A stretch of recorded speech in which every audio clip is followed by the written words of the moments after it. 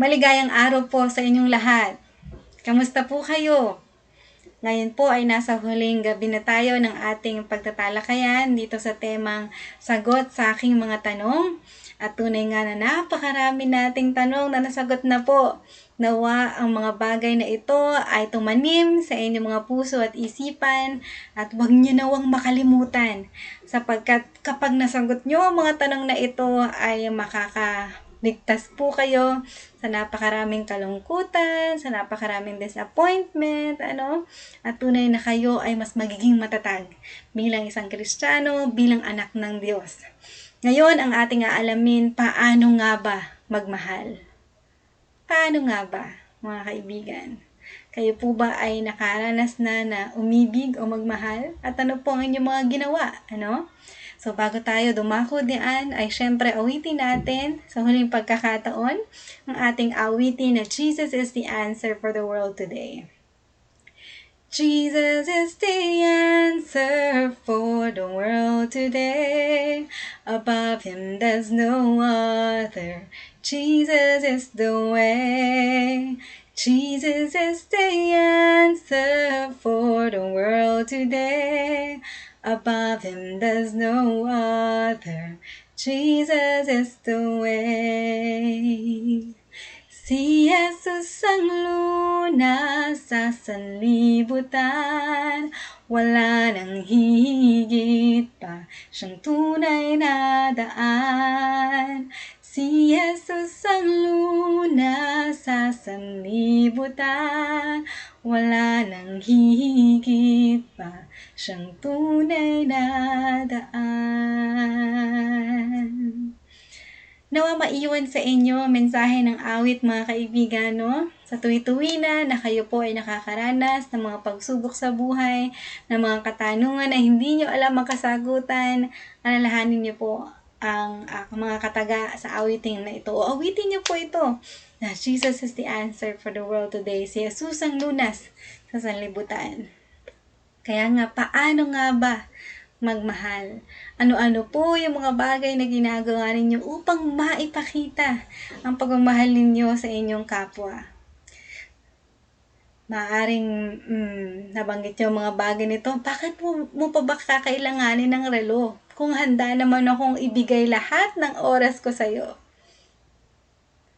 Ito po ba yung mga narinig nyo habang nililigawan kayo ng inyong mga kasintahan ngayon? Kung takot kang masaktan, mas takot akong saktan ka. Grabe yung pag-ibig, Kung takot kang masaktan, mas takot akong saktan ka. Ano pa? Araw-araw kasama kita, araw-araw nagkikita tayo, araw-araw pinapadama mo sa akin na mahalaga ako sa'yo.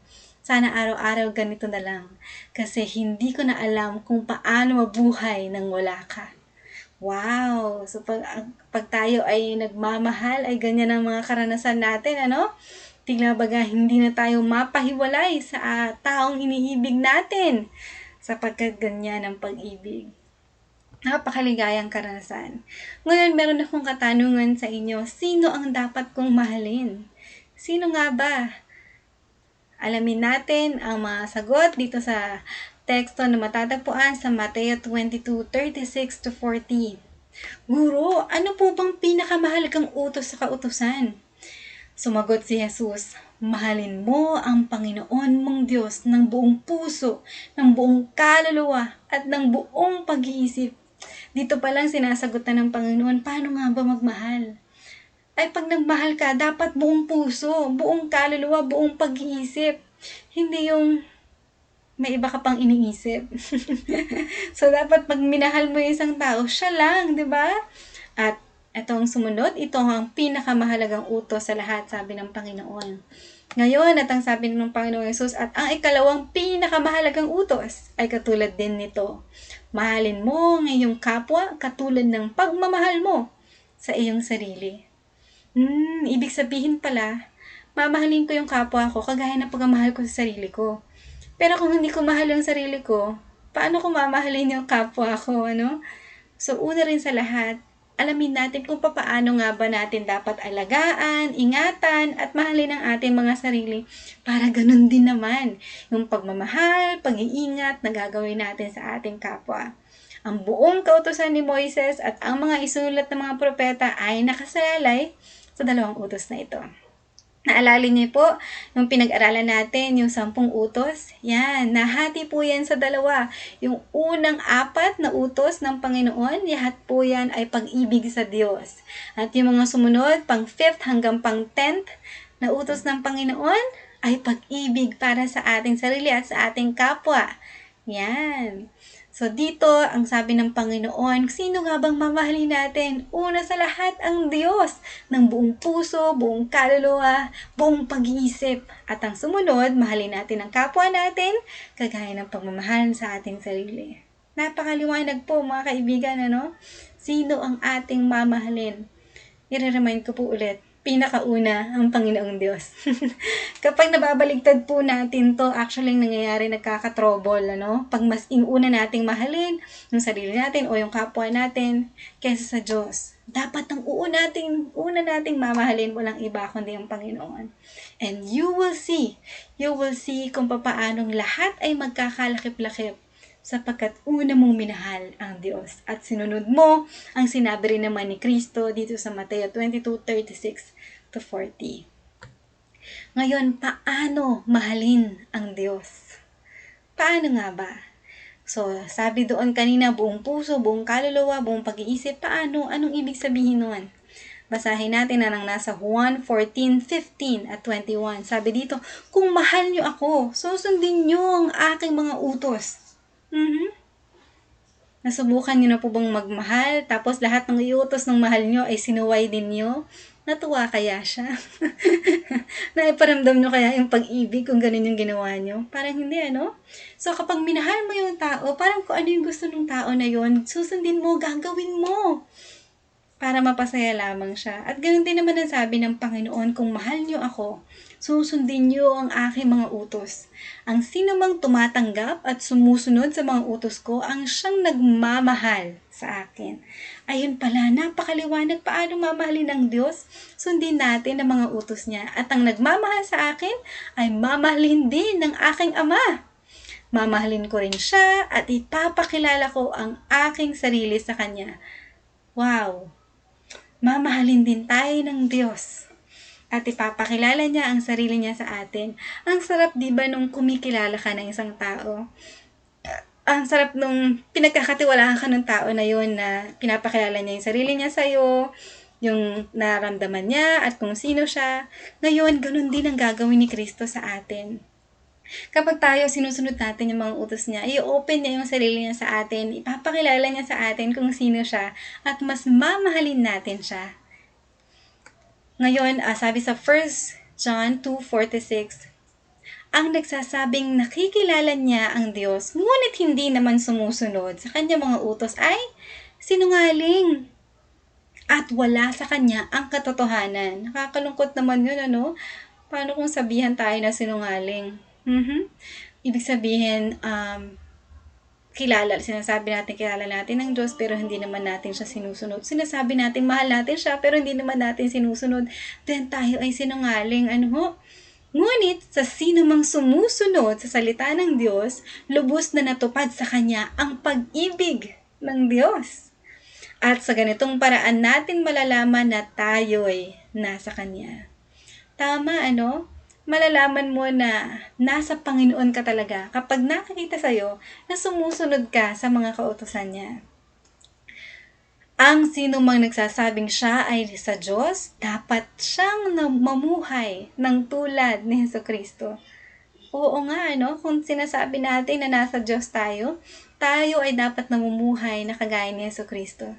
Kasi kung titingnan niyo yung buhay ni Jesucristo, wala siyang ibang ginawa kundi sundin ang kalooban ng Diyos Ama.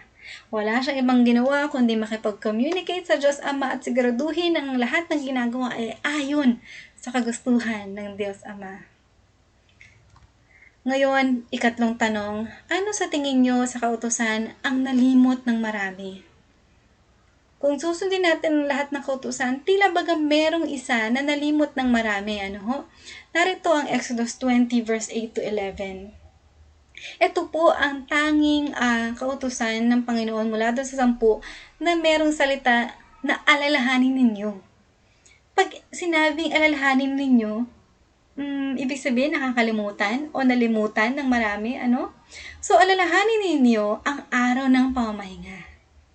Yan. At gawin ninyo itong natatanging araw para sa akin. Uy, meron palang special na araw para sa Panginoon. At ito yung tinatawag na araw ng pamamahinga. At dapat nating alalahanin yun. Magtrabaho kayo sa loob ng 6 na araw. At ginagawa naman natin yun, ano? Pero ang ikapitong araw, ikapito pala, yung araw ng pamamahinga. Ang araw ng pamamahinga ay italaga ninyo para sa akin. Para ito sa Panginoon, ang Panginoon na inyong Diyos. Huwag kayong magtatrabaho sa araw na iyon, pati ang inyong mga anak, mga alipin, mga hayop, o ang mga dayuhan na naninirahan kasama ninyo.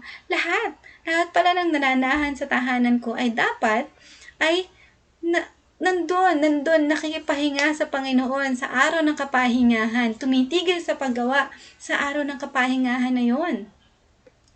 At dahil sa loob ng 6 na araw, nilikha ko ang langit, ang lupa, ang dagat, at ang lahat ng naririto.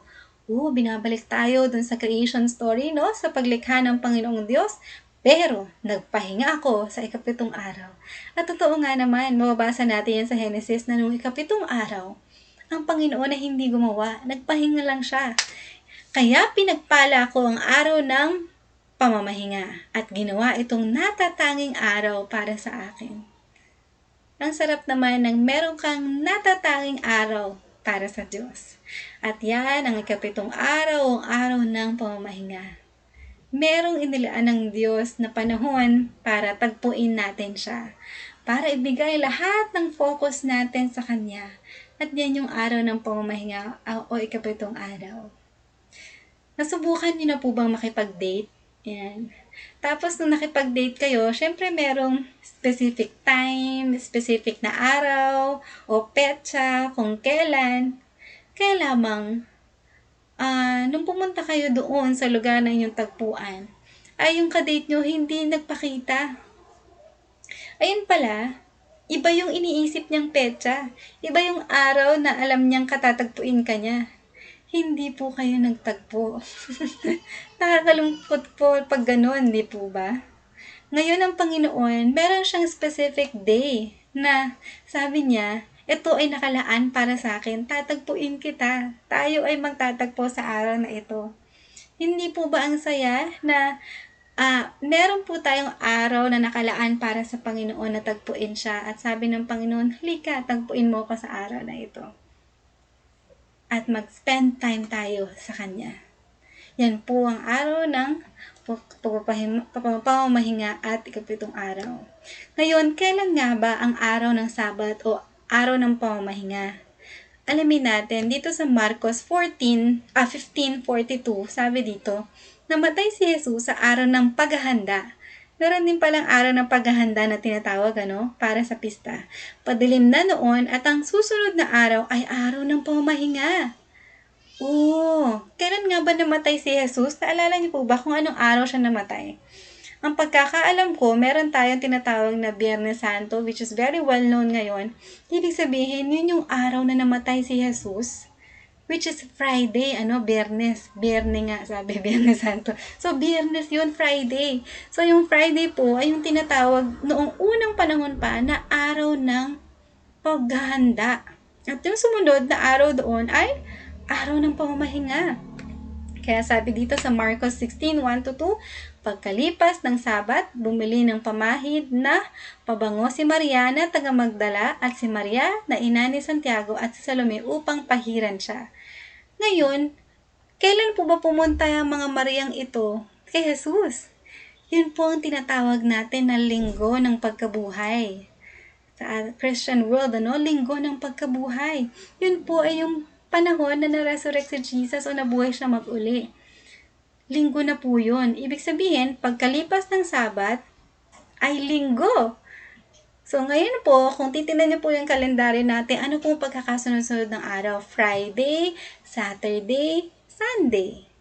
So, itong Sabat na to na lumipas ay walang iba kundi ang Saturday. Ang Sabado sa Tagalog, ano? Iyon po ang ikapitong araw na nais ng Panginoon na ating araw ng kapahingahan. Ngayon ang tanong, sinunod din ba ni Jesus ang ikaapat na utos?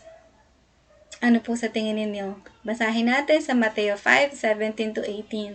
Huwag ninyong isiping naparito ako upang sirain ang kautusan o ang mga propeta.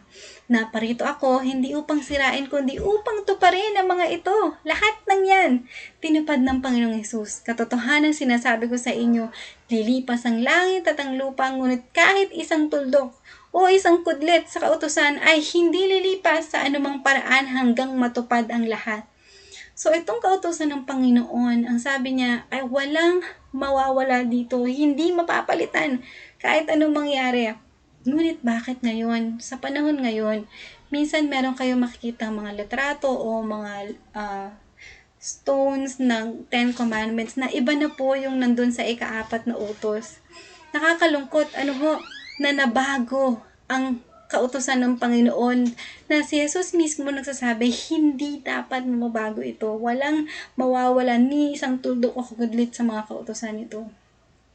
At ngayon sa panahon natin, totoo nga na napakarami po na nangingilin ng araw ng linggo. Na tinataya nila na ito ang araw para sa Panginoon. Ngunit ang Biblia po ay napakalinaw na ang araw para sa Panginoon ay araw na ikapito. Ito po ay walang iba kundi ang Sabado o Saturday, ang araw ng kapahingahan na ating tinatawag. Ngayon sa Lucas 4:16, sabi dito, siya ay pumunta sa Nazareth, ang lugar na kinalakihan niya, ayon sa kanyang kinaugalian. So, kinaugalian ng Panginoong Hesus, siya ay pumasok sa sinagoga sa araw ng Sabat. Siya ay tumayo upang bumasa.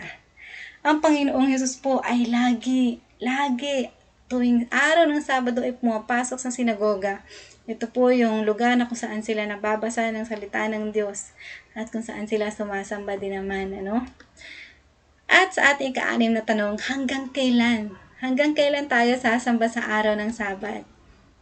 Sabi po dito sa Isaiah 66:22-23, sapagkat kung paanong ang mga bagong langit at ang bagong lupa. So, sa English po ito yung tinatawag na natin na new earth, And new heavens and new earth, na aking dilikhain ay mananatili sa harapan ko, sabi ng Panginoon. Gayon, mananatili ang inyong lahi at ang inyong pangalan.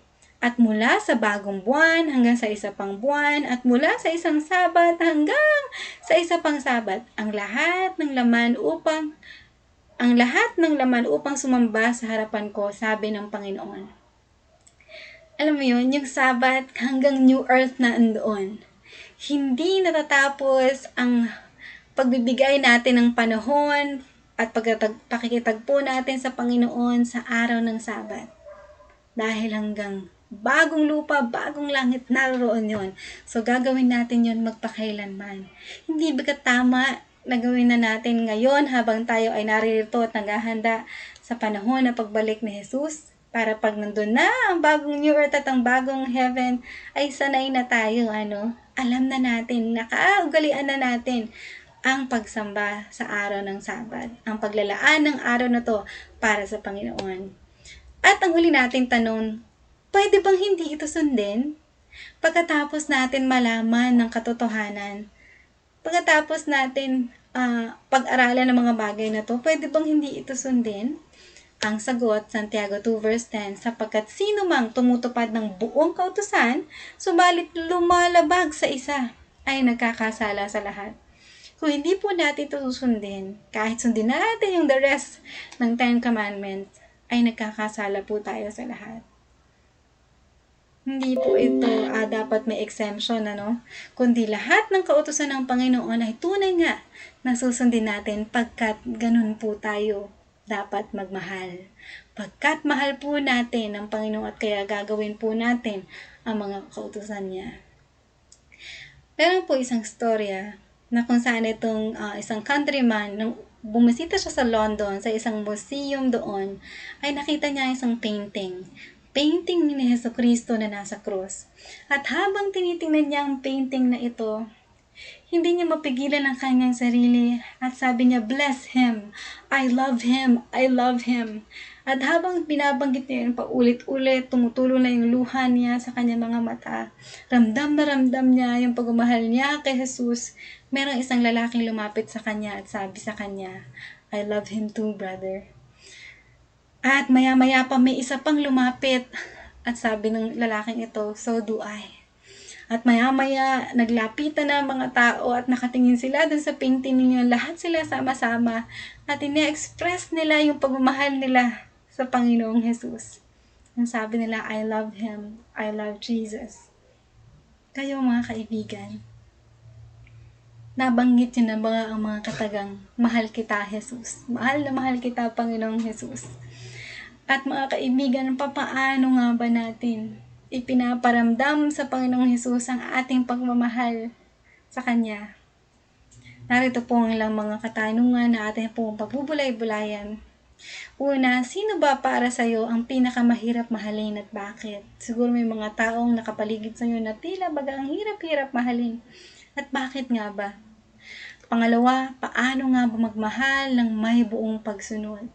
Paano nga ba natin gagawin na since mahal natin si Jesus, lahat, buong buo, ay susundin natin siya, no? Lahat ng kautusan niya. Kumbaga, ay sabi nga doon, ng buong kaluluwa mo, buong puso mo, buong pag-iisip mo, mahalin mo siya ng ganun.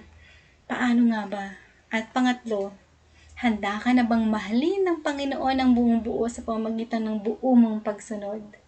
Nawa mga kaibigan, sa inyo pong patuloy na pagsagot sa mga tanong na ito ay ang Panginoong Jesus, ang pag-ibig niya ang siyang sumaating lahat. Sa huling pagkakataon, samahan niyo po ako sa isang panalangin. Panginoon naming Diyos, salamat na minulat niyo po kami sa pag-ibig na kayang sumunod, sa pag-ibig na handang ipakita ito sa inyo sa pamagitan ng aming pagkilos, paggawa at tunay nga na pagsunod sa inyong kautusan na tila nalilimutan na ng marami. Panginoon, pinaalalahanan niyo kami ukol sa araw ng kapahingahan, ukol sa araw ng Sabado na dapat naming ilaan para sa inyo. Ang araw na itinalaga niyo para kami ay makapag-commune sa inyo. Nawa Panginoon, tulungan po kaming masunod ito. Tulungan po kami na alalahanin ang araw na ito at sambahin kayo sa araw na iyon. At Panginoon, tulungan niyo po kami na sundin kayo ng buong buo. Tulungan niyo po kami na iwaksi aming mga sarili, bagkos mag-surrender lamang patuloy at palagi sa inyo. Maraming salamat sa mga araw na sinamahan niyo po kami sa aming pag-aaral, sa pagsagot, Panginoon, ng aming mga katanungan na tila ang hirap sagutin, pero Panginoon, pinaliwanagan niyo po kami. At ang mga liwanag na to na aming narinig, nakita, ay nais po namin panghawakan at tulungan niyo po kami na panghawakan ito at maging matatag kami hanggang sa inyong muling pagparito. Maraming salamat na dinidinig niyo po ang aming mga dalangin at pagpalain po ang bawat isa na narito. At sila pong lahat, Panginoon, na napakinig ay tunay po na bigyan niyo din naman ng kaligtasan at ng pag-ibig at kapayapaan na nagbubuhat sa inyo. Ito po ang aking dalangin sa pangalan ni Jesus. Amen.